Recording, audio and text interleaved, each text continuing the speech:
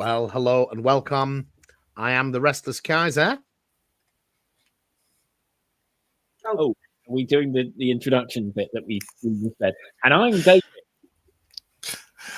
Hi, I'm later. Sorry. Wow. So slick.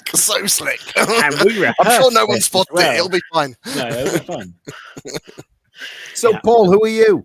I'm Paul. I'm from Pazoot, and I have a YouTube channel. I'm Bethany. I'm just on the internet, and I know the Restless Kaiser, so that's how I'm here. Let's see how this goes. Together we are Modelling for Modelling for advantage. You are an utter shambles. We were talking about game therapy, and I got confused. I'm so confused. It's past my bedtime. Officially the worst, just so you know. I did my best. Start as remains, go on. Yeah. I've definitely done it with larger number of participants, and it went a lot better. Yeah. Right. Yeah. Sorry. Anyway, for the benefit of the beautiful people at home, could we introduce ourselves, please? So we'll start with Bethany. Hello, I'm Bethany, and I play Cyberpunk, D&D, all sorts of stuff, mainly with children because it's my job. And on to the next person. I'm David. First is me. I'm David. I'm Old and Demon, and I make Old Hammer videos on YouTube and host a painting competition every year for people who like painting Old Hammer miniatures on the YouTubes. Beautiful. And finally, for tonight, Paul. Hello, I'm Paul, and I have Pazoot, which is a YouTube channel, and it's historical mainly, a little bit of sci-fi, a little bit of fantasy every now and again. But yeah, that's me. Boom. There we go. So that's all of ours. Early comments. Alan was here just before the show started. Good evening, sir. What have you been up to? And how are you getting on with Will's Last War? I think was the last thing you bought from me. I remember seeing you painted some of the British figures. And Kevin Livesey, 1937. Reporting for duty. Welcome, soldier. So tonight, pretty informal chat. Chance for you to meet some new people out there. We were all at the Dragonmeet role-playing show at the Excel Center on Saturday, all in very, very different capacities. Well, Bethany and I is not that different, I guess. And I thought we'd just share our perspectives of the show for those of you that didn't get the opportunity to go. Some of the people we met, some of the things that we bought. So do you want to go first then, Bethany? What were you doing at Dragonmeet? Why were you there? And what did you waste your money on? That feels like an interrogation. Okay, so I was there doing a panel for Game Therapy UK. I think we were seminar track 3, which I'm sure everyone was very excited about. And we did a panel about what does that mean? I don't know. I just got sent an email saying you're on seminar track 3. So I'm hoping in the next couple of years I'll make my way up to seminar track 1 because that seems like the best one to be on. I don't know. It sounds important. 1 feels better than 3 for sure. Yeah. 3 is the beginners. You know, I feel like I can go up. So I did a panel on neurodiversity and role-playing games and game therapy. So that's what I did. And I bought things. Do I need to show you them? Well, it's not an obligation, but that would be the fun bit. Okay. I did buy a t-shirt, but that's in the wash because I changed into it. And yeah. So I bought a game system that isn't here yet because I pre-ordered it, which is really cool. It's called Why We Fight. It's a hope punk game that I'm really excited for because I'm hoping I can play with the kids at my job, and also so I can justify it as a work expense. The other stuff I got is mainly freebies and stuff, actually, but I did get this game. This is terrible lighting. It's called Shush. It's by UK Night the Realm, and it's where the players have to whisper. The louder they get, the more damage they take. So that would be great when the kids are too noisy. That's clever. That is the cleverest purchase a teacher has ever made. Yes. And another game where they have to clear up after themselves. Oh no, they have to do that already. They have chores to get out of the room. Oh, nice. Yeah, so the other things were mainly just freebies. I got a lot of badges, Star Wars badges. This is my one. The kids took the rest of those. This great one that just says Big Gay Orc. Nice. Star Wars cards. The others have all been pilfered by my kids. These are my set. And then this game, this is a freebie from Asmodee called Piles. It made me laugh, so I got it. And then a load of paperwork because I love things. And this demo for a game called Take Time, which if the kids like it, I can justify it as a work expense. That is it. What is it? What's Take Time? Is that the thing you were talking about? It's a cooperative game where it's really pretty. I don't know what the thing will be like, but it's clocks and you have to solve the riddle of time to continue. It's very much my jam. I love cooperative gaming, so it's very pretty. This is the demo. The real one is prettier, but look at that. Okay. That's very nice. So you were on a panel then, Bethany? Yes. What's that? I mean, they're kind of. I know these big American shows have had panels for quite a long time. They're usually celebrities, so obviously that's why you were there. What's that like to be on a panel show at a gaming event? So this is my third one I've done now. The first one is the first day I met you. First time I met you in real life was at the little baby Dragonmeet. Yeah. And then so I did baby Dragonmeet. Then I did MCM in May. And then I did Dragonmeet. Baby Dragonmeet, there was an audience of like 4 people and there were 4 of us on this panel. Yeah.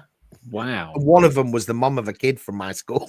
What is Baby Dragonmeet? I'm not sure what that is. I'm guessing that is a smaller convention than Full Fat Dragonmeet, but what and when is Baby Dragonmeet?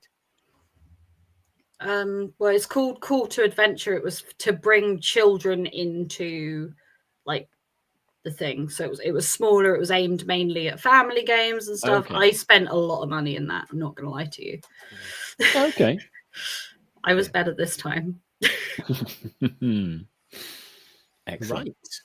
Right. What about you then, David? What you weren't there in an official capacity as a YouTuber? Not an official capacity. It was just a pleasness, a pleasure business rather than business. Not plisness, which is pleasure and business, and that's my time all the time. So yeah, I bought a few things when I was at Dragonmeet. We'll start in most normal order. I bought this book. I'll hold it up in front of you. It's the Pathogenesis of Hungry Hollow.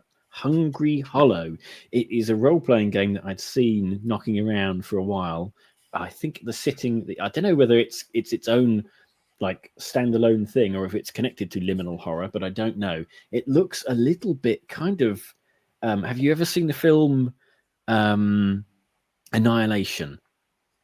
That kind of thing where they all go to a place and it's all gone weird and everyone's just mutating and everything. It looks kind of like that. Haven't actually opened it yet, so I haven't actually opened anything yet of my travels. I quite like the weirder games, as you will slowly see.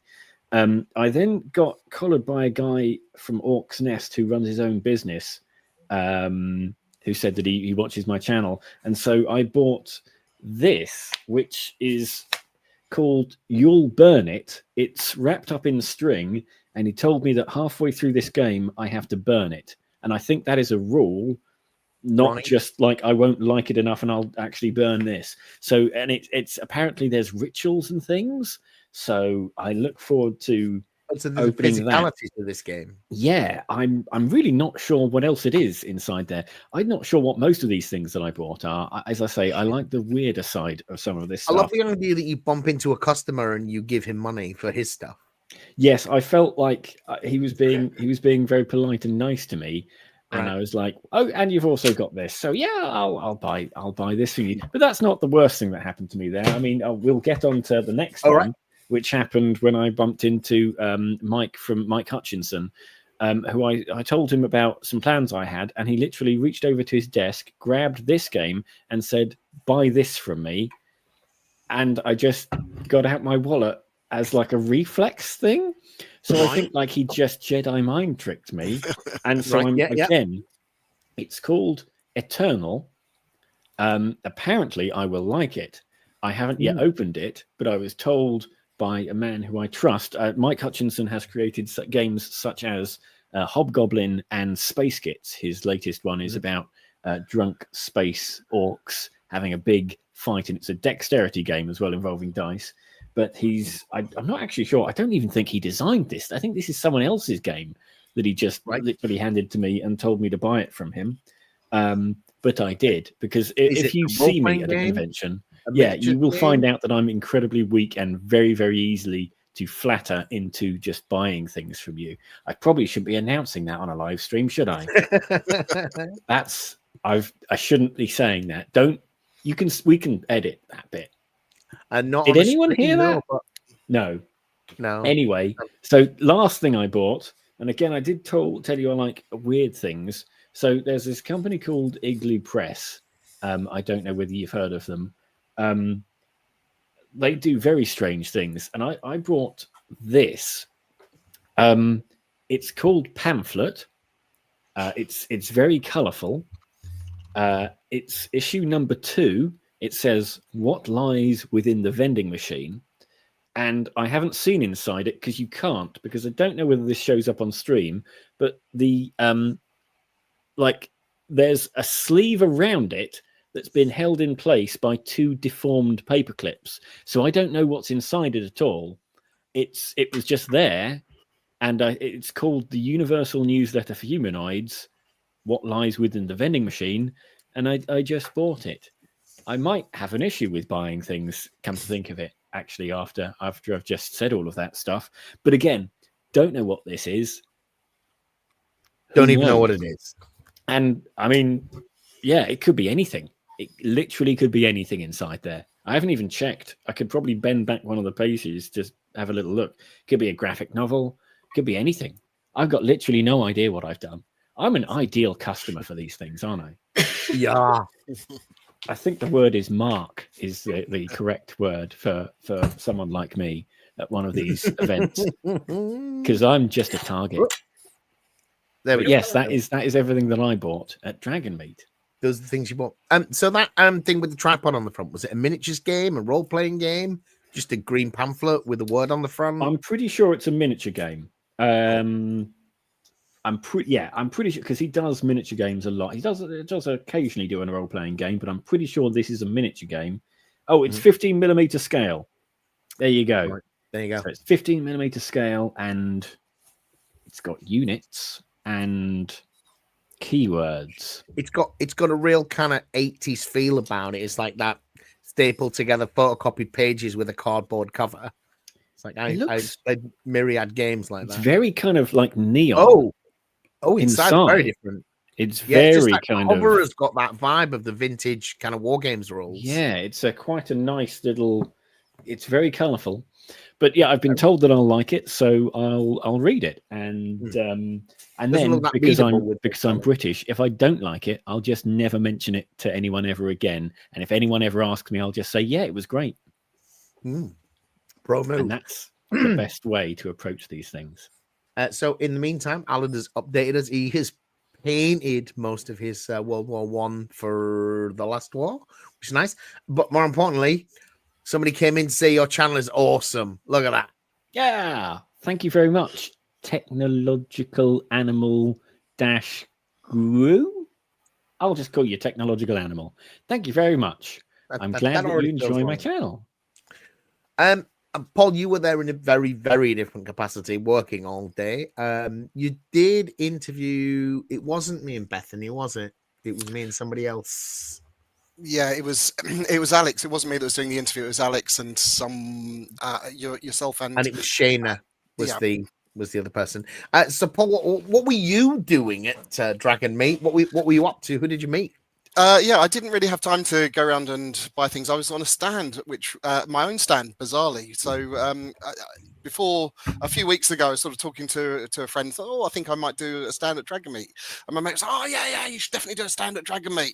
And I thought, well, that would be great. Historical wargaming, Dragonmeet, perfect match, YouTubing, it'll be great. And it was a disaster, really bad. Yeah, no, it was like the first few hours. I don't think anybody spoke to me. It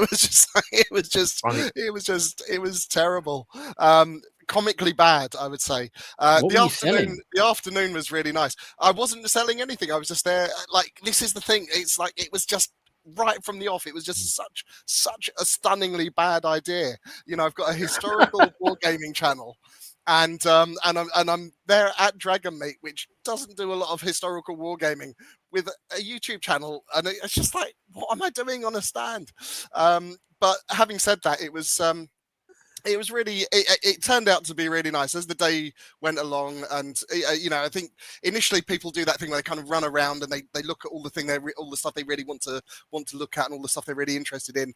And then once they'd got their fill of the really interesting stuff and they were looking for something a little bit like, they were prepared to take a bit of time with the more boring stuff, they kind of they sort of stopped and spoke to me, and it was really nice. I did meet some nice people. Met yourself and your colleagues from Game Therapy. So that was really lovely. And a few other people did. So shall I describe what we were doing? Yeah.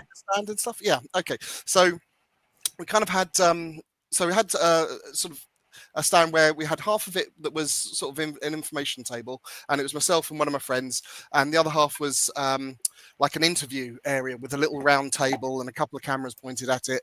And before we went along, I sort of thought, it'd be great fun to like do some interviews, and we'll have some like mocktails. So we'll get some mocktails done. And I think that was the one thing that I would say was the hit of the show. Was even though people weren't really interested in us, they loved coming along and having a mocktail and a chat and stuff. So yeah. And these cocktails was basically they were lovely presented in little sort of fake martini plastic glasses, but it was basically Tizer with food coloring, right? And a plastic pineapple. Lemonade. It was mostly lemonade. You could have had Iron Brew was an option. Mostly lemonade with either grenadine to make it kind of red, or curacao. I can't say curacao. Yeah, I know what you mean. Yeah, to make it kind of blue, and it gave it a lovely electric blue color. And then if you added a bit of orange juice in there, it kind of made it green. And someone sort of at one stage called it crocodile green, which I quite like. So yes, I didn't try the really murky one. I think I went for the straight up Tizer. I think. Yeah, good stuff. Good stuff. See, I've often said that these shows are missing an opportunity for drinks, not necessarily alcohol, but any kind of drinks or like beverages or refreshments in the show themselves.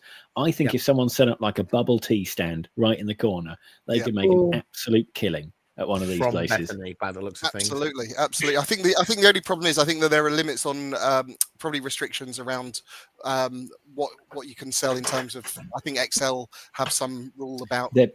Probably, yes, because there's people who sell drinks outside. See, I had this brilliant idea that I would set up like a alcoholic bubble tea place, but then apparently people pointed out that would cause people to possibly imbibe lots of bubble tea, and then they might throw up the bubble tea, and you'll just see like these bubbles just smeared over the street.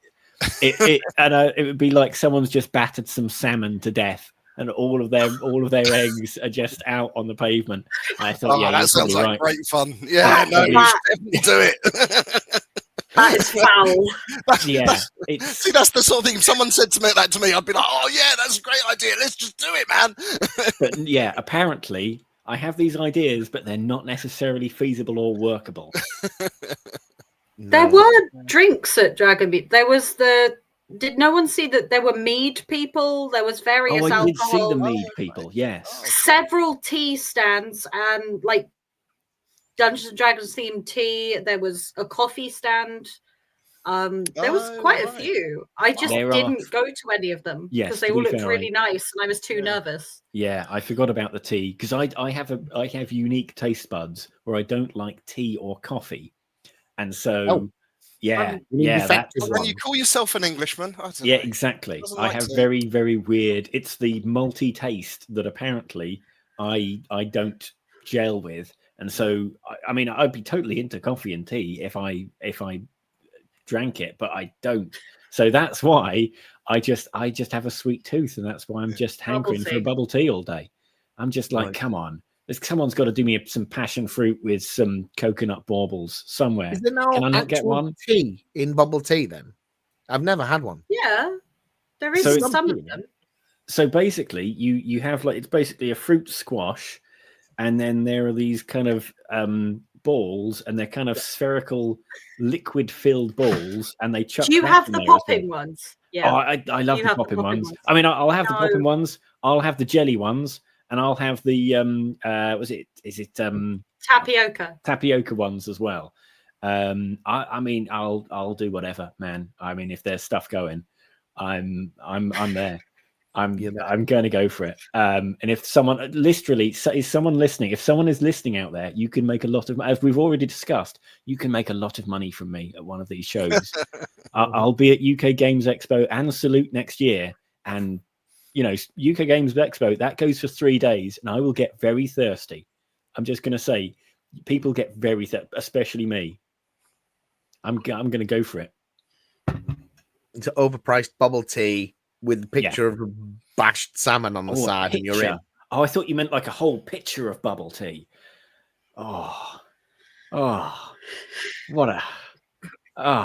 If only. Oh, someone's commenting now. Here we go. Some brown coffee. Also a little pirate goblin from Coven of Stitches. Oh, I saw them.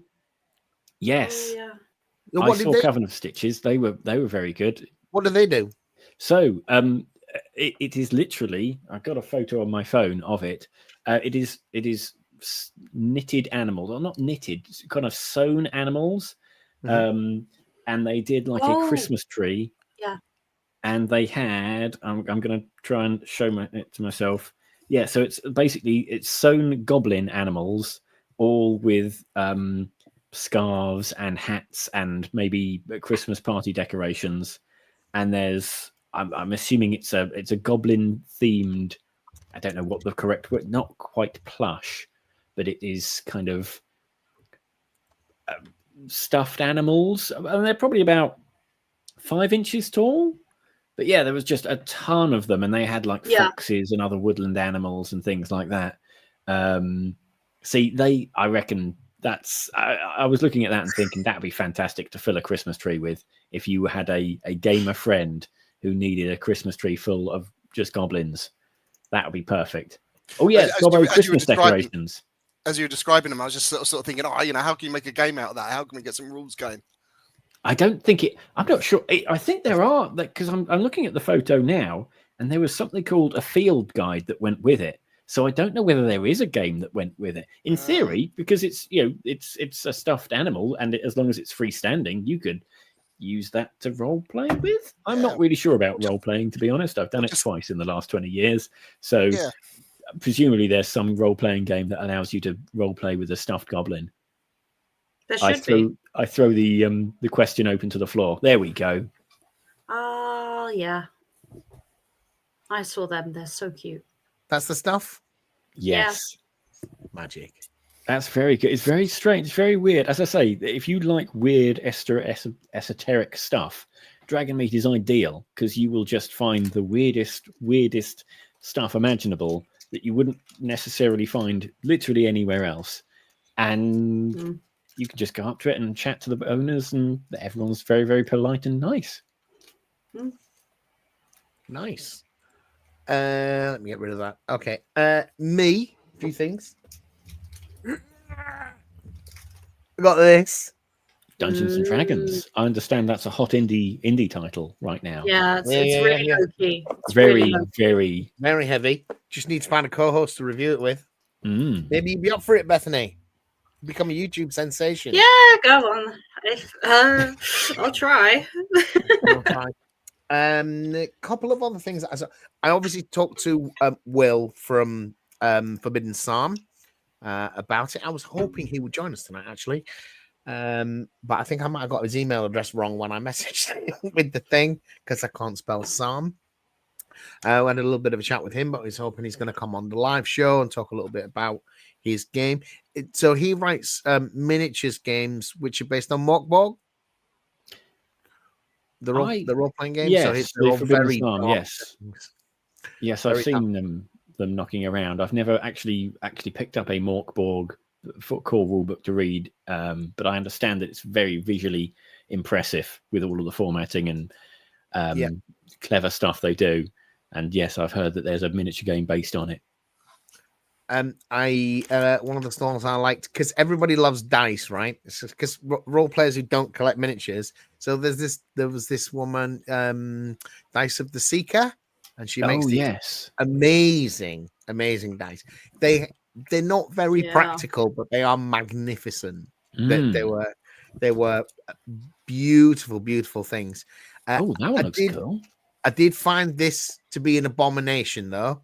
This is a D4, but it's not a platonic solid, and I don't really approve that. That is massive, by the way. That one, yeah. And so they're all made in resin on 3D printing in many stages as she puts the things inside. There's a huge amount of work goes into them. But they're not really for gaming. They're toys. They're expensive toys for gamers, right?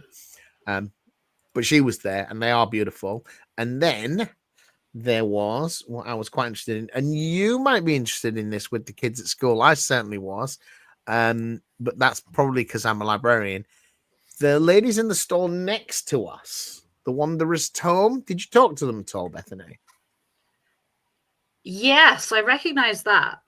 I really recognize that. So this is? They're a group of young women that create various games, and this one I thought was interesting. It's very much sort of inspired by faux Victoriana, so of the 1920s at least. But having binned all of the racism and sexism, etc. So it's a kind of a fantasy setting.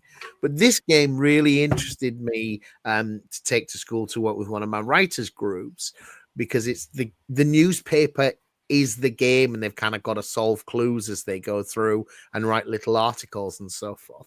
So a little bit like some of those legacy games, you kind of use it up as you go through it. But it was an interesting idea that was, it had really strong notes of kind of Sherlock on the idea of reading a vintage paper to get find your information. So I just thought it was something that was a little bit different, which I liked the look of. And then, of course, apart from that, I was there with Game Therapy, met loads of people, hopefully recruited a whole bunch of volunteers, and so forth, including being interviewed by Paul. Indeed. Yeah. I'm sorry. It wasn't me that did the interview. It was Alex. So no, it was Alex, wasn't it? The guy with the beard. Yeah. So I'm afraid I haven't really caught up, and I don't know what I don't really know anything about Games Therapy, much to my embarrassment, really. Yes, because actually, so Gary from Game Therapy is also the Dorks and Orcs guy, and he was really interested in the setup that you brought to use for sort of some iterations of that, hasn't he? Yes, yeah. So it was really. I mean, I did have a really interesting talk to Gary, but it was just not really to do with Games Therapy, but very interesting. Absolutely. So, any tips anyone would have for going to things like? I mean, David is obviously leave your credit card at home. Hydrate. You gotta stay hydrated. You can't go in there thinking you can get a bubble tea, because you can't. You just can't. Not for ready money, you can't. So, you got to just get a big old gallon, just fill it with water. And I think they do like water replenishment stations outside. Most of these places do as well.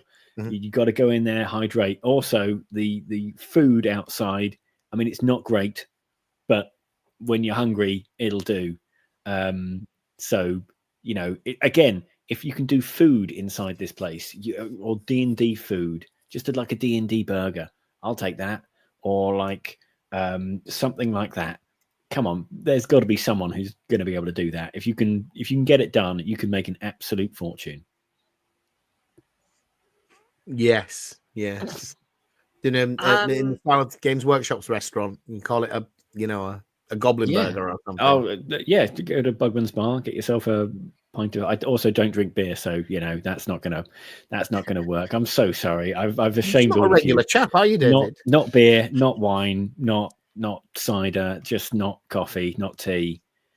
I just, what can I say? I mean, it's just the blood of human sacrifices for me and water. Yeah. That's what I survive on. And if you can meet those demands at an expo, I am your customer. See those eyes. Look at that there. I'm looking straight into the screen there because I know someone out there is listening. I can see the messages coming in on the screen. One of them's going to say, you know what, next year I'm gonna do this as well, but they haven't come up yet. That first person that comes up, I will buy a drink from you at UK Games Expo. Come on, Tony Holton. I can see you making messages on there, and Rich John. One of you two, come on. Sell something to David next year. Put some skin in the game here, guys. We can make something between you and me. We're gonna take this to the moon. Okay. So, what about you, Bethany? You got any tips for people going to a big show? Yes. One, try not to accidentally break in because you think you see the person with your ticket and they're actually waving at someone behind you, and the security guards just let you through. And then you go to the people you thought you were talking to. They're completely different people. And somehow you've got into Dragonmeet without your tags. I then had to find the person I was looking for on the other side without a wristband on. It was a bit dodgy. Yeah, so that's a great way of blagging entry into Dragonmeet, though. That's what you should be saying. If you want to blag entry, just pretend that you know someone with a ticket. You can just walk straight in. Well, they turned out to be, weirdly enough, they were a women in wargaming group. And they must have they were behind me, and I didn't, and I was waiting we've for recruited someone. one. This was the easiest show ever. I went over to them and they went, "Who are you?" And I went, "You're not game therapy, are you?" And they said, "No, but you're in now. Who are you?" You're in us now. Wear the t-shirt now. I reckon you've got more chance of blagging your way in women in wargaming than any of us do, to be honest, Bethany. Yeah. So that, but also taking time, basically what David said, but taking time to drink things and eat. I didn't eat till 5 when I left, and all I had eaten or drunk that day was some water, a cappuccino in the morning, and then a can of Monster until after my panel. It was a bit rough. Don't do that. That's a heady witch's brew of liquids. Topping it off with a can of Monster. Yeah. I just thought it's either go big or go home. Okay. I drank an entire can of Monster and I couldn't sleep. It was crazy. I drank it like midday, and I just completely wired. The kids I work with, I once had one and I didn't realize they'd noticed, and they started calling it Mrs. Go Faster Juice, so I can't have it anymore. Yeah, that could mean something else to an inspector, couldn't it? Go Faster Juice. Don't. Yeah, Miss Coles is fast juice. It's fine. Oh dear. Yeah, it's all right. And what about you, Paul? Other than don't rent a booth at the wrong con, which I think that's it. Yeah, that would be the big one. I think they both solid, absolutely solid points. I think you got to have a drink, and I think that was one of the reasons we went for the mocktails, because I sort of thought, we're going to be there all day. I'm going to be wanting to drink something. Let's make it a bit classy, and then also sit down when you can, and also eat early. Don't wait. That's the other thing is don't. Once it gets to 12 o'clock, the lines are just and the queues are just phenomenal. So always have lunch at 11:30, and then because at lunchtime you're stuffed. Well, unfortunately, you're not stuffed because you can't get stuffed. No, exactly. The queues. Tony reckons you just rolled the nat 20. Makes sense to me. That's scams. I didn't. Thank you, Tony. I didn't even talk to the security guard. Just went, "Oh, you can go through," and I was like, "Okay." And this lady was just like, "Hi," and then yeah. So I guess that's what I did. I just blagged my way into a con. Nice. I would sound like a variation on a theme, and one is there is no advantage for being through the door the minute the door's open. Got to go an hour later, skip the massive queue, etc. And in that time, have a solid breakfast. That was my yes. I wasn't hungry at noon. I was hungry at 1, 2. You know, when I could just get a sandwich. I had a proper breakfast in the morning, eggs and bacon and all that. And then I was sorted, and I did no queues, none of that nonsense to deal with. I think also voice of experience coming through. Oh. Sorry, it's just saying the voice of experience coming through there. Yeah, one of the ones I would say: locate the loos, know where they are. This is an important lesson. Yes, find the loos, because that is a good place to go. You need to know where they are. Yeah. Actually, there's an excellent tip. So for UK Games Expo, if you walk through the show, you can go to, I believe, Hall 4, the gaming hall. The loos there are just dead silent because, of course, everyone's the tournament gaming hall. The loos there, dead silent. So you can walk straight through there. Bingo, off you go. You don't need to go into any of the other ones because they are war crimes. I think I mentioned this in our last video. Yeah. I can't speak to the ladies. I hope to goodness it's not the same. But I have never seen so much pubic hair in a set of urinals as I did at the UK Games Expo. There was a mass of it in every one by the end of the day. It's like, my God, someone's brought the dogs in here or something.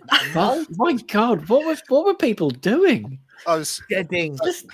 I was at not expecting that. I was at UK Games a few years ago, and I had this dad saying to his son in the urinals, "No, stand closer!" And I just had this vision of this child standing in the middle of the room trying to hit the urinal. Yeah, that it's sometimes it is. You know, you take your life in your hands in there, and you just have to do. Again, we could. I'm sure we could fill this whole show up with horror stories of things that we've seen, things that we've heard, smells that we have smelt at these places. But it is really key to find an area that is off the beaten track that you can get to, and don't just go with the flow. You got to get out there. You got to get into the nooks and crannies to find one that no one has gone to, and you'll be safe there. You'll be probably safe there. The men's are completely different to the ladies then. Mainly the ladies, they will queue back forever because there's only like 3 for everyone, because planners can't work out that women take longer. Don't know what that is. And mainly it's just women looking at mirrors going, "Oh, I love your cosplay. Oh, you look really nice. We have a lovely time." And that's it. Like, it's nice. The XL ladies loos are really nice. For anyone watching, seriously, they are great loos. 10 out of 10. Right. That's if you do, but you have to go underground for the toilet, though, don't you? Yeah, you do. You do have to go underground. See, that's the underground ones are the ones I use for the men's. See that in the XL one, you use the underground ones because they are quite. Again, it's probably a little bit off the beaten path, so it's out of the way, and you can just get bingo, problem solved. Yeah, it wasn't nearly as bad as the Games Expo. That was quite the shock.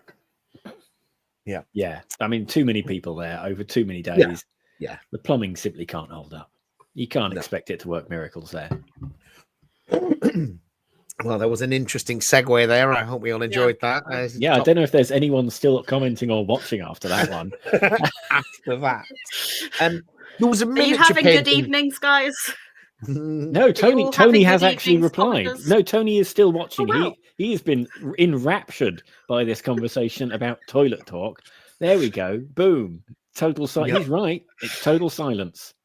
Yeah. I'm not sure what the polite cough means. Does that mean sorry? I didn't mean to look. I don't know what that means. I believe it's a cottaging term for. Oh, really? Yeah. Just right. You can just right. I see you. That kind of thing. Yeah. Okay. Good to know. Here we go. More toilet talk. We've got it's popping off now. We have hit a rich seam of content here, which gentlemen want to talk about all the time. Here we go. Security always ready for trouble. They are actually. You've got security guards on those toilets. That's probably why it's clean. To be fair, cough and shake. And shake. I see. Now we've hit the rich. We've got the commenters coming in here. We've got the real big money spenders here in the comments. Sorry, the men get security outside their loos. That's crazy. In the UK Games Expo, not a salute. Oh, no, Dragonmeet. No, this was at UK in Birmingham. Because I was like, I've been to 3 of these events now. I have never seen security outside the ladies. It's probably just to haul the unconscious bodies out if the smell's too much. There's like, someone's gone down in there, and they have to go in there and pull the guy out. And you're like, God, do we have to do the kiss of life to him? I hope not, because if he's imbibed some, just keep paneling him until he regains consciousness. You would assume. I don't know. So, did anybody ever go to the painting station? So it was 2 thin coats, Duncan Rhodes paint, and it was. I saw that. Yes. You had a painting station next. Was that your painting station? It wasn't our painting station, and it's why we didn't need one. Is we were right next to somebody else's painting station, and we were invited to get involved there if we needed to. But it was pretty much always full anyway. So yeah, it was very, very full there. They're all. I don't know which the company was, because as I went over later, Shane was painting the miniature later in the day. Went over and had a look. Just painting this, and I really like this miniature. I don't know if it's going to focus very well on here. Can you see it? There's like a guy with another guy's back, with a kid on his back with a trumpet. It's obviously got strong notes of Hodor from Game of Thrones. Oh yes, yeah. But it's like the kid on the back is a musician. I just thought it was a really interesting miniature. It was just there for you to take. I didn't actually have time to paint it, but I was like, that guy's cool. I'm taking one of those. I can tell you who it is. I have the map. Oh, you have the battle plan. Oh, I didn't get one of these. I must have walked in and ignored the. I asked a man, and he gave it to me. Oh, that's the thing. Yes, because obviously, as gentlemen, we never talk to other men in these kind of situations, even if it would help us. So that would help a lot. Right, give me a minute. This is going to take me ages. This will be while Bethany's checking this for us. If chat is there and would like to see me place a small stuffed kitten on my head, I will do for £1. So I'm just going to put that out for chat as well. If we've passed the previous discussion, so if there are any donations, this kitten will be going on my head for £1. Just all right, Bethany. You take as long as you want. I'm going to cover for you. So I'm just gonna keep riffing to chat. Come on, chat. You want to see this? This is top quality. Please don't let him put it on his head. He was talking about this in the tech call. Do not trust this man. He wants licensing. He doesn't actually want the £1. He wants licensing. What's that? What was that? Was that someone donating? If that was a donator, then we have. Okay. I thought for a second it worked. Or it should show up in the chat here. I think it shows up in the chat. I don't know. I'm willing to do it for £1. If anyone is out there, I don't mind, putting myself through. Oh, here we go. No, they're just talking about painting. 87. Oh, no, I've read the wrong one. Give me a minute. This is very complicated. Dungeons and Lasers minis. Dungeons and Lasers. I've not heard of them. Who? Dungeons and Lasers? Is this as a 3D printing company, or? If I could read this, I would tell you. Who did they say it was? I don't know. It was the paints were 2 thin coats paints. I don't know. I picked up one of the miniatures. I couldn't point to any particular manufacturer. Who were because I'm almost there, I think. While Bethany continues to watch, I will flash the kitten again in front of the screen. If there is anyone still in the chat, I will put it on my head. This kitten will go on my head. Well, if anyone's interested, just come on. If I address the screen, look at that! There we go. Yes, Tony. Here we go, Tony. You know what, Tony? This. Hang on. This is. Hang on. Hang on. I'm gonna. Oh, I'll look directly at the God. screen. Here he goes. Yes. Look at that. That is what £2 gets you on the internet these days. And let's be honest, I would have accepted £1 as well, or even 50p. But I'm going to take him off my head now, because obviously I don't want to wear out the uniqueness for other people. There we go. And that, ladies and gentlemen, is how you make money on YouTube. There we go. I just had it and I lost it. That is some fantastic work, everybody. I'm now really nervous about my cough. I don't think I can use a public urinal again. Worth every penny. You're absolutely, Tony. That is, you can clip that, you can use that, put it on a t-shirt. That's yours. Have a non-fungible version of it. Exactly. Make an NFT out of it. That's entirely yours. I offer it to you for that £2. Magic. So Paul, to go back to you, because you started YouTube in this year, for anyone that's not had a look at Paul's channel, Pazoot, you put in some work into these videos, man. I gotta say, for a beginner, there's a lot of thank you. A lot of production value going in there with map overlays and so forth. Which actually I sort of nicked the idea from David. Okay. Okay. Oh, really? Yes. Yeah. That's what your £2 was for, mate. You got secretly Paul's guilt money. So, because I've considered doing what you did myself, like just taking out a stall as a YouTube. What would I do when I get there? It's like I want to market my channel a little bit. I wondered about it. Maybe I'd take a demo game, but then I probably wouldn't be distinct from anybody else's demo game. So do you got any sort of takeaways from that? You think, would you do it again? Would you do it different? No, never do it again. It's a terrible idea. No, just don't do it. Oh dear, that's not no matter how good an idea it sounds in the pub, don't do it. It's like, no. I think maybe would it be better if you had a product to sell, if you were sitting there? Yeah, absolutely. That would make a little bit more sense. If you had a range of figures, or if you had rules or something like that, that would make a lot more sense. For me, I guess being a historical show might have made a bit more sense. But again, I think as a YouTuber, I don't think having a booth like that necessarily makes any sense. I think you're better off, just using the time to either generate content or as you're doing, David, just wander around and talk to people as you're going around to get a feel for the show. I think that's a much better use of the time. I think, one of the things I'm really pleased about is I get to kind of do I get to film the panels at Salute, which I started doing this year, and I'll be doing again next year, and I'll be filming the painting competition and all that sort of stuff.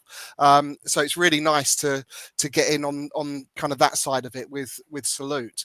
So I think that is where it's really that I think that's to me, that's the kind of activity that I'm kind of happier doing at a show. Yeah, but it's good to try things. Yeah, I'm glad that you tried it for me, though. Yeah, that's it. Yeah, that's it. I mean, I think it's one of those things. I think sometimes it's much better to do it and to sort of think, oh well, that was a bit of a mistake, than to have never done it. At least I know. Yeah. At least now I know what it's like. I know how it feels, and I know that I absolutely never want to do it again. But but having said that, I mean, it was really nice to just have a space to hang out and just talk to people and just talk to friends and stuff as they came round. Magic. There's Grey Primer. So Grey Primer, you may have seen some of his stuff. He does Warhammer Kit Bashes. Oh, it was. I'm guessing Grey Primer is behind Kit Bash Corner, because I saw Kit Bash Corner at Salute this year. I keep saying last year, even though we are still 2025.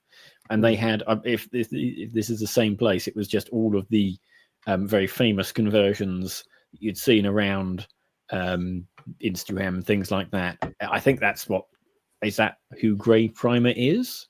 Grey Primer does dioramas. Okay. So they're like a lot of dreadnoughts themed on the Magnificent Seven, I think, is one of his, I think. But yeah, it is kind of like bigger diorama pieces. Okay. Warhammer. Yeah. and I met him at the UK Games Expo a couple of years back. Which for me, as like a content creator, going to shows, I'm always struggling with. So like this year, we made quite a big effort at the Games Expo, and we did quite a lot of videos. None of them did particularly well. In a kind of a little bit like what Paul was saying in terms of, I come away with a load of content, we get like a few hundred videos on each. I'm thinking, I thought this would be quite interesting, to talk to games developers and so forth. And there actually doesn't seem to be that much of an appetite out there for it. But the thing where I definitely like to go is it is where I meet other creators, and it is where I meet the kind of members of the community, like like Tony Holton came up and spoke to me in Mirror on the Games Expo stand. I think it was Tony. Yeah, came on and spoke to me in Mirror, and I guess you have this weird sort of parasocial relationship with people who like comment on your videos all the time. They watch your content. They're in your live streams. You never seen them. You know what they're like. And certainly to meet other creators and do some collaborative stuff like what we're doing tonight. And over time, that group of people that I know is just getting bigger and bigger, and it's just nice to bump into them at shows, really, I find. Yes, it's nice to chat to other people who do vaguely the same thing that you do, because literally most of the day I'm just typing away in silence, dead, lonely silence. And then go to these shows like 3 times a year, and occasionally people come up to me and shake my hand. So it's not all just bots that watch me. Nice. People create those as well. So is Oldham Hammer a full-time gig for you then, David? Kind of. It's certainly stuttering itself into some kind of financial stability, broadly speaking. I don't know how YouTube works and what the life cycle of a YouTuber is, but we're certainly the graph is certainly going up. Whether that continues to go up, I'm not really sure, because I don't know how long these videos have a lifespan of on YouTube, and how is this a compounding effect? It seems to be, but I do not know exactly how it is going to pan out in future. But it's going in a pleasing direction, I think. So when you say you're sort of sat there all day and that's kind of what you're doing, what is it the Oldham Hammer stuff that you're doing, or do you have another sort of day job as well? No, I'm usually writing scripts for Oldham Demon, or editing things. That's kind of there's a lot of it's a whole one-man gig basically. And there's a lot of things going on, and it's spinning multiple different plates. And then the social media stuff that goes alongside it. To be honest with you, I've given a lot of the social media stuff up completely, because YouTube is the key vector for a lot of this thing. Hey, it's Mirror. YouTube is a key vector. I've even stopped posting on Instagram. I used to post a bit to say, hey, I've made this video. I just don't, but I just take the entire effort and just focus it down one singular path. And that is the path that is the way I'm going to go. Because I mean, I never liked Facebook anyway, to be honest with you. I've never ever got on with it. I don't really see the point. I used Instagram to look at nice pictures of miniatures. But I think the days of that being anything that is more than just looking at pictures are, well, I don't think those are days. But YouTube is the singular vector that I'm pointing everything towards these days. And that's the only bit of it's ever going to make any money at all. Exactly. I just get more views, more eyes on things there than you do on Instagram, because on YouTube you can just say, I want to see this person, and I'll press subscribe, and then it will just fire videos from that person at me. But on Instagram, you're like, I put a post out and it just goes to like 5% of people who subscribe to me, and then they're scrolling through and then it's gone. And I just don't bother with it at all. It literally is just refining YouTube down to the absolute core of putting content out and getting people to see content, and then getting people to see more of my content. So that's all I really really bother focusing on, to be honest with you, on the whole YouTube. Although, I mean, I could be doing this entirely wrong. I'm sure a bigger content creator will come up to me and say, no, you've completely screwed it up. What you should be doing is this, this, and this. But that's what seems to work for me. You must be doing something right, because you passed the 50,000 mark comfortably, haven't you? Have I? Remember. Haven't you? Have I? Hold on. I don't know. Well, if you don't know, I don't know. I think you were in that. I thought you were, you know. What am I on now? Outnumbered. Not sure. I mean, I don't really pay too much mind to subscribers because that's not necessarily. It's the daily views that really count, isn't it? Yeah. I mean, subscribers are I mean, you know, I think during the pandemic, everyone who was around during the pandemic has like hundreds of thousands of subscribers now, because everything was hot during the pandemic. But now it's all just kind of calmed down, and we're back to normality. God, I can't. Where's my channel? I don't know. I didn't think I was on 50,000 subscribers. What am I on? I can't even see it now. God, I'm terrible at YouTube. I really am quite bad. You're doing all right, mate. You're doing all right. How do I even see this stuff? It's 47,000. There you go. Sorry, 47,000. It's okay. I was tiny bit out there. Yeah, that's doing well, I'd say, mate. Thank you very much. Thank you very much. But as I say, it's not about subscribers. It's just about get a nice video, just make the best video you can. Just do that, and then you'll keep doing it, and you'll get better at it, and then more people will turn up. Subscribers are just a metric of how long you've been on YouTube, really. And certain channels have loads of subscribers, and they've just been on there since day dot. And certain channels don't have very many subscribers, and they've just started recently. And it's just ultimately, thank you, Grey Primer. Oh, is he subscribed to me? Was he subscribed to you? He could have subscribed to any of us. He's been on the bloody channel before. Okay. But yes, all that means is it's like chasing likes on Instagram and Facebook. The subscribers are just people who might have subscribed 10 years ago and might not even be real people. Yeah, well, it's a curious thing is very, very few people unsubscribe. Yes, very, very, very few. And I know a lot of my early subscribers are there's a handful of guys like Alan's been here since quite early on, and there's Subcommandante, another guy who usually comes onto the streams, who were there at the very, very beginning, but not many, because I was doing a lot more variety in my content back in the early days while I was kind of finding my groove.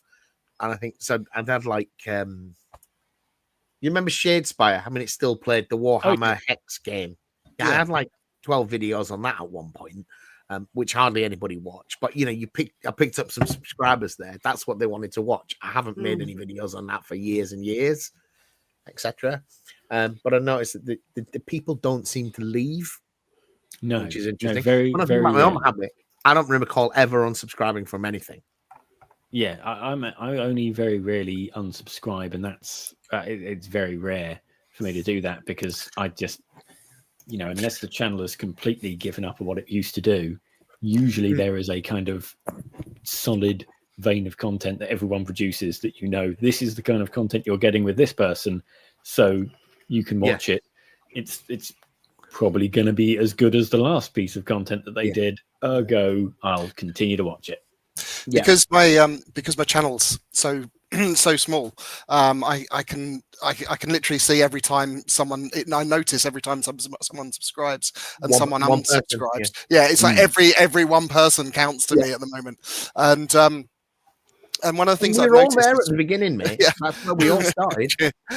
One of the things I've noticed is when I put out like a short or something that I'm really pleased with, it's not unusual for the subscriber count to go down, and I sort of think, gosh, what's happened there? And I wonder, this is a genuine thing of like it'll be a short that I'm really proud of, really pleased with, and I wonder if people are like unsubscribing thinking that they're subscribing. I wonder if it's actually an accident, or is it that they subscribe for one type of content and then they've seen a short and they don't want that nonsense and they've unsubscribed. I don't know. It's a weird one. I think it's coincidence.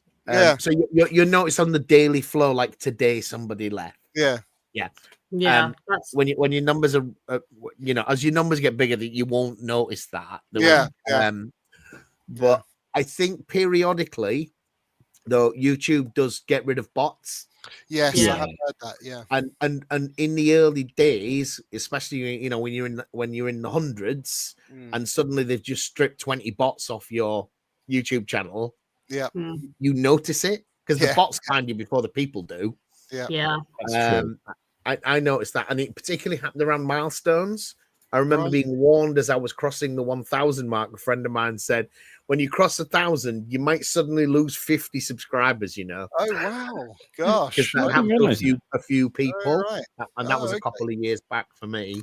Oh, It didn't hit me that badly, Yeah, but there are a lot of bots subscribed to you. Mm. yeah. And when YouTube finds them, it occasionally smashes them. Gosh. That's Why probably do that. bots? Why do bots subscribe? Why do people have bots that subscribe to channels? What's that all about? I don't know whether it's just like poorly coded ones that you just click all the buttons, see what it does. No, see I where think it goes. might be that they want a bot to subscribe to a wide variety of channels, so it makes the bot look like it's more human. Oh, like it. I Oh, I think. see. Yes. Yeah. Yes, So it's like, sense. oh, I'm gonna these are channels in this sphere of Yeah. influence. If I subscribe to all of them, Mm.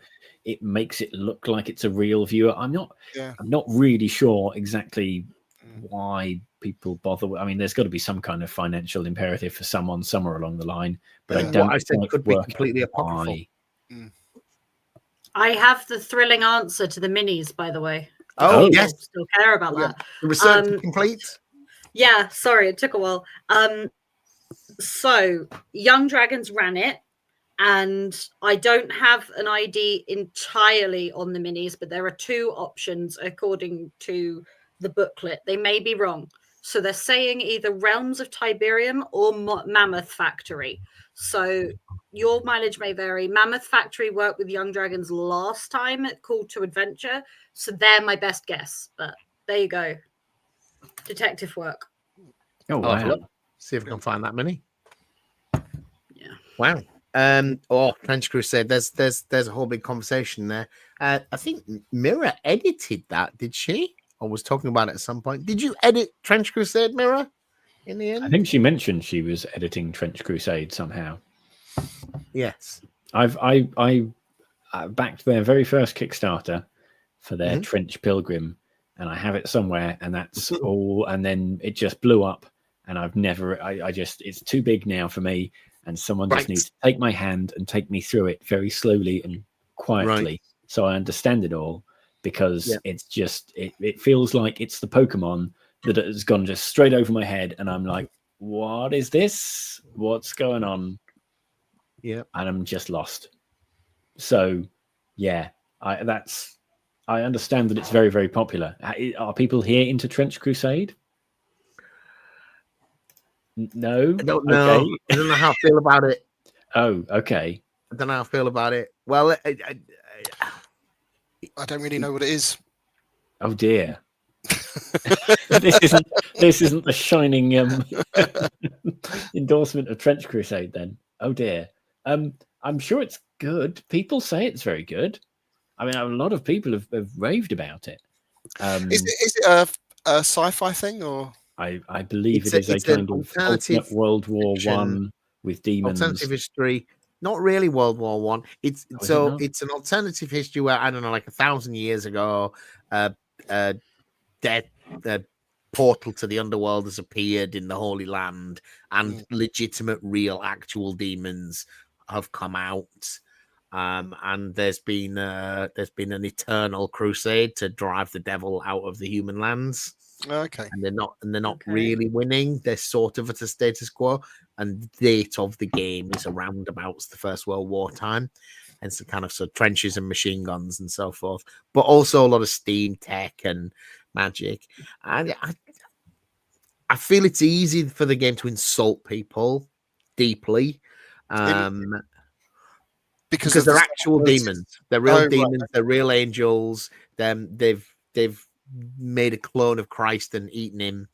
And from his genetic material, it's like this is quite insensitive to real world things. Wow. Now, if you don't care about that, you don't care about it. Yeah. I just don't know why you need to do that. Sorry, can we go back? Go back a minute. clone of Jesus that they ate. Yeah. Okay. No further info. That's just there.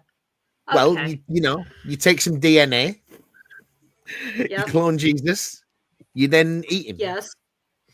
Oh, you That's eat just the plot. Jesus. Wait, who's They've eating got confused. Jesus here? Saints. I'm confused now. The saints are Living eating saints. Jesus. The saints. This is the Saints. oh god! I feel like we're probably enraging people who watch Trench Crusade and are sitting there watching 4 adults just go, "What is going on? We're eating Jesus now. What are these people doing?" They've done it more than once, apparently. That happens every week in church, surely. You just keep everyone just keeps Jesus. This is I mean, the body and the blood of Christ. So, Yeah. the transubstantiation. That's the word. Yeah. The transubstantiation. Yeah. I'm proud of that. I get points for So my long concern words. is you're taking something which is a genuine sacrament to millions of people, and you're kind of perverting it quite profoundly. Now a lot of people are not religious in any way today, and that's fine. I'm not saying that they shouldn't be allowed to do it. I'm just not sure I'm comfortable in a game setting that's quite that irreverent. But saying that, I've got a big box full of Nazi miniatures over there, so I'm not totally clean on this issue, am I? We're human beings are complicated. We find things uncomfortable in different places. Yeah, I think we've probably exposed our ignorance about Trench Crusade to everyone who's watching, and for that I would say we're very sorry. But I just don't know enough about it. Apparently the guy in chat says there is a free lore primer available on their Discord, and from then we will work out who is eating Jesus, if anyone even is eating Jesus. Is that in the lore primer? That is a question we're just going to have to answer ourselves at a later date, because we sadly do not have the time to read it unless it's really quick. Yeah, we'd rather I'm leave sure it vague. someone in chat will explain who's eating who in the why universe, and why. Yeah, and what they taste like. Is it chicken? Apparently that's the case. Yeah, that seems like precisely the note upon which we should close proceedings tonight. We've had our hour, so let's just remind everybody. I mean, Bethany, do you have any socials you want to shout out, or you just Bethany? Yeah, I have an Instagram. If you find it, good luck. But I'm just Bethany, and I've been here. It's lovely to see you. Beautiful, David. I mean, that is the kind of laissez-faire sign-off that I would usually do. I've just been here. I'm Old and Demon, and I've just been here. You might be able to find me. If you like your Old Hammer stuff, go check him out. If you don't know already, if you probably do though. Old and Demon, banging stuff, and Paul. So please subscribe to my YouTube channel. Unlike David, I really do need your subscriptions, and as we've said, I do notice everyone. So please subscribe. Thank you very much.